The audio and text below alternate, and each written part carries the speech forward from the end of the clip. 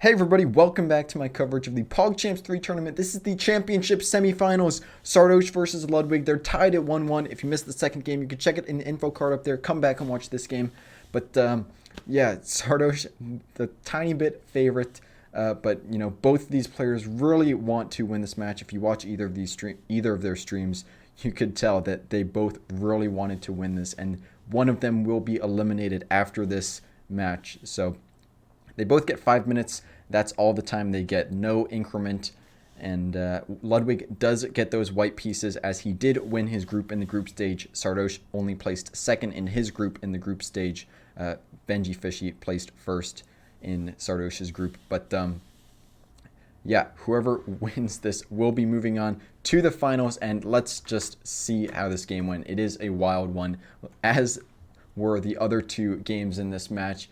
We start out e4 from Ludwig and c5 from Sardoche, and this game follows game 2 where Ludwig also had the white pieces. We see c3 and knight to f6, e5 now, knight d5, d4, c takes d4, c takes d4, and these moves were all played in the second game of the match.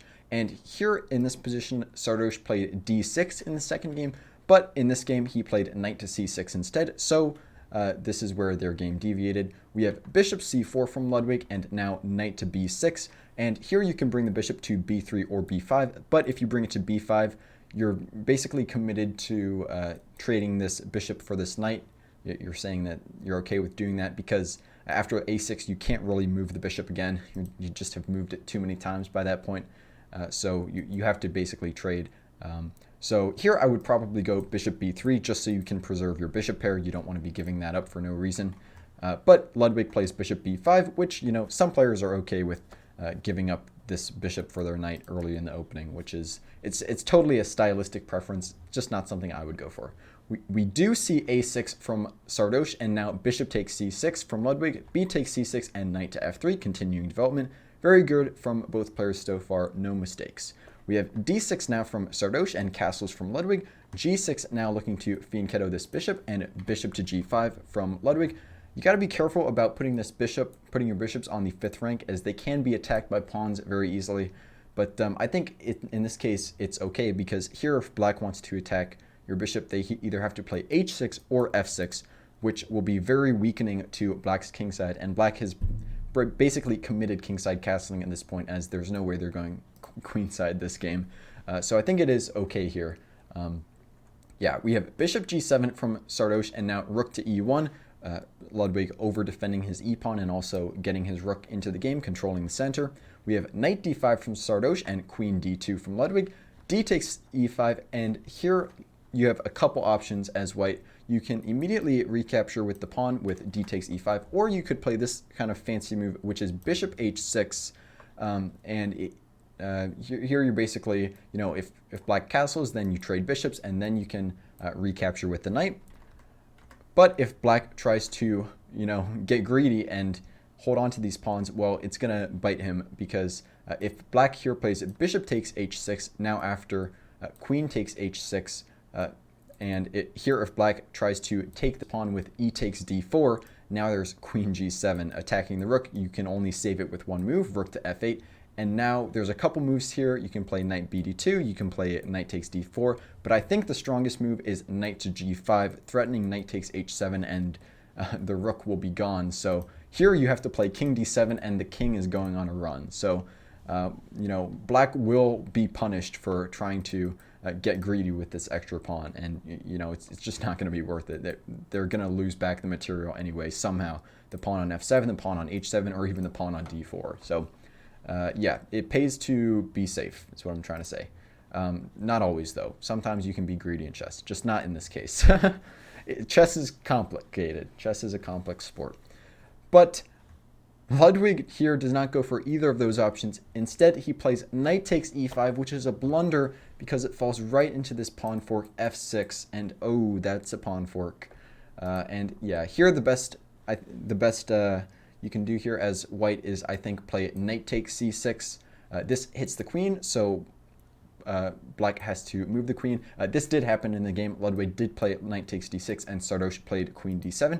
And here I think the best try for white is playing knight takes e7. And after knight takes e7, you can't capture the bishop because there would have been discoveries with this knight. So that would be a huge blunder to take this bishop here. I mean, knight takes g6 just for one example, but there might be something better. Knight takes d5 might be better. Knight takes c8 also a possibility. But yeah, you basically have to take this knight here as black. And now there's bishop to h6. And basically you're arguing that you have 2 pawns for the piece and black's king is not going to be very safe. So here black can sort of safeguard their king after castles and bishop takes g7, king takes g7. But this king might be a little bit exposed later in the game, and you do have 2 pawns for the piece. This d pawn is isolated, so it may fall later in the game. But you know, you can't get everything when you make a blunder like this knight to e5 move. So yeah, I think this would have been white's best try after this knight to e5 blunder. It was knight takes e5, I think. But instead, after knight takes c6, queen d7, we have queen to e2 instead. And this is not a very good move, as it simply just gives up the piece when you could have gotten more for it.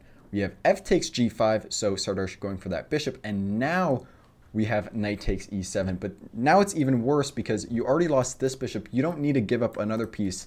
Here you could have simply played knight to e5 and been totally fine. Or you could have even played this fancy move, knight to c3, and you hang this knight, but then you get this knight on d5 for free.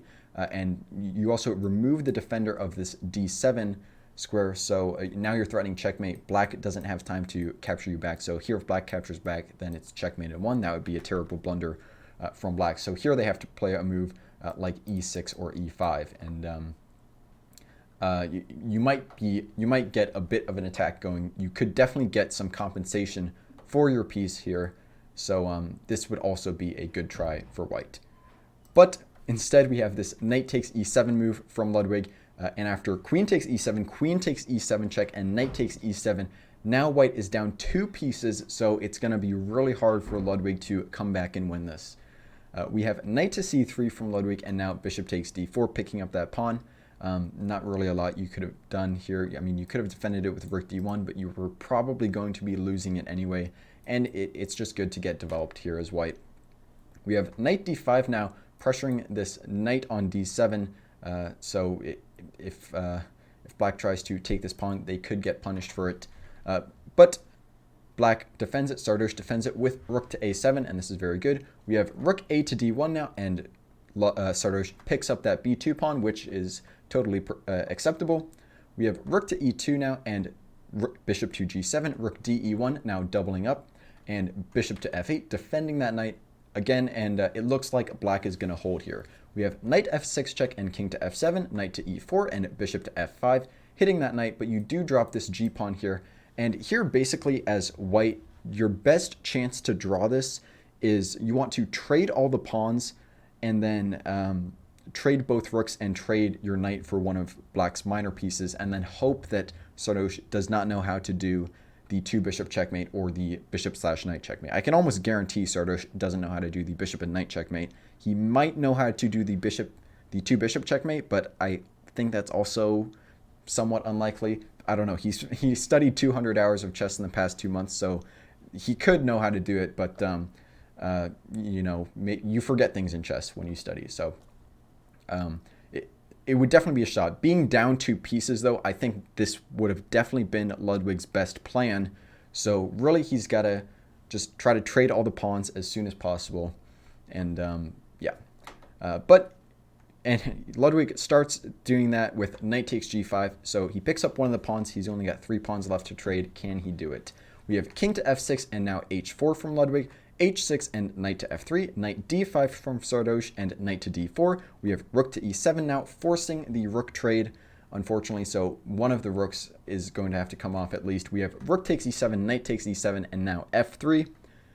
h5 from Sardoche, and g4, and this hangs a pawn, so maybe not the best move from Ludwig, but maybe he just didn't notice that this hung a pawn. We have h takes g4 and knight takes f5.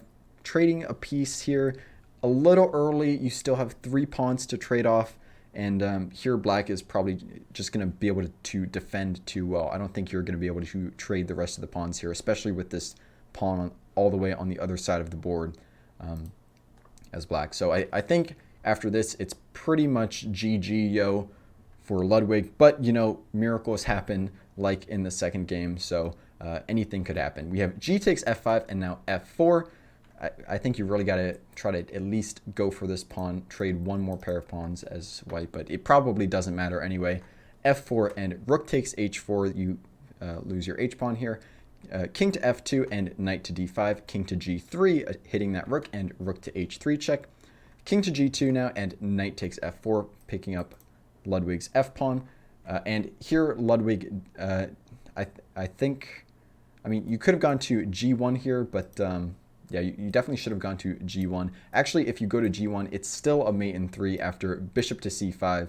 And if you play king to F1, then this is simply checkmate. The knight holds these two squares. The bishop covers F2.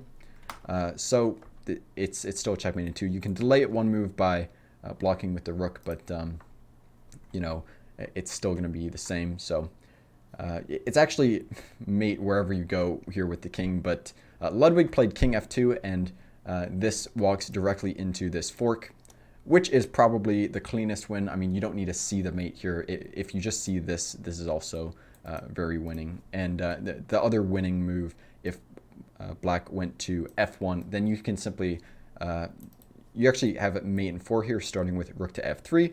But if you don't see that, you can just play rook to H1, trade the last pair of rooks, and then eat this pawn. You don't even have to eat this pawn. You can just promote one of these pawns, make a queen, and get a checkmate very easily. So those are the winning continuations, no matter where white's king moves. But we have king to F2 from Ludwig, and this falls right into the fork. Sardoche does see it. He plays knight D3 check, and it looks like Sardoche is going to win. As long as he doesn't flag, there is no increment, so he still could flag this game.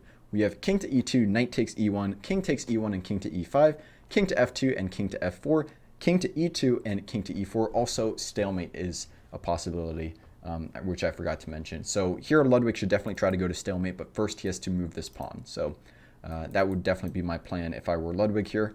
We have king to F2 now and rook to A3, king to E2 and rook takes A2 check, and now we're going to see this very nice rook and king checkmate technique.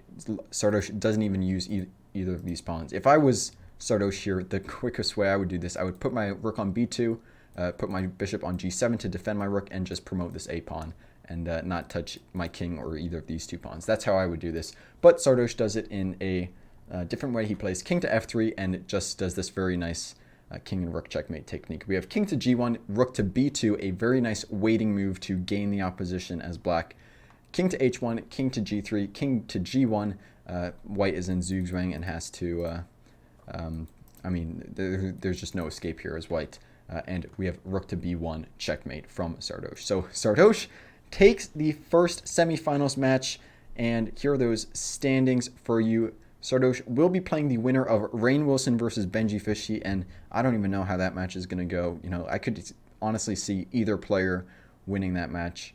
But about this match, yeah, Ludwig, he played really well, man. And Ludwig was also the last OG PogChamps competitor that was in this tournament. The other two being Moist Critical and XQC, who also both made it to the championship bracket. So what I mean by that is Ludwig, Moist Critical, and XQC all played in PogChamps 1. They're the only competitors. They're the only 3 competitors out of the 16 who played in PogChamps 1 and are also now coming back for PogChamps 3. So he was the last competitor to be eliminated out of those 3. So that's just something to mention. I don't know why you guys need to know that, but just a fun fact. And yeah, I mean, you could tell in the post-match interview too, both of these players really wanted to win this, really wanted to make it to the finals. But I think Ludwig knew that, like, I think Ludwig was content with Sardoche making it to the finals. He knew how much Sardoche had been studying, and obviously Sardoche very happy to make the finals. So we'll just have to see what happens in the finals, and if Benji Fishy wins his semifinals match, we will see a rematch between Benji Fishy and Sardoche. We already saw them play each other once in the group stage, and Benji Fishy won that match 2-0. He shut out, or was it 2-1? He either won it 2-0 or 2-1. I can't remember. But we would see that rematch. And yeah, I don't think I have anything else to say about this game or this match. This has probably been my favorite match of PogChamps so far out of any match. So we'll see if the Benji Fishy versus Rainn Wilson match or the finals match outperforms this match in terms of entertainment. But yeah, don't think I have anything else to say about this game or this match. So thank you for watching. You guys are awesome. I love you guys. Stay awesome. Stay subscribed. Like and subscribe. Check out there for my PogChamps 3 playlist and check over there for another chess video. I'll see you next time.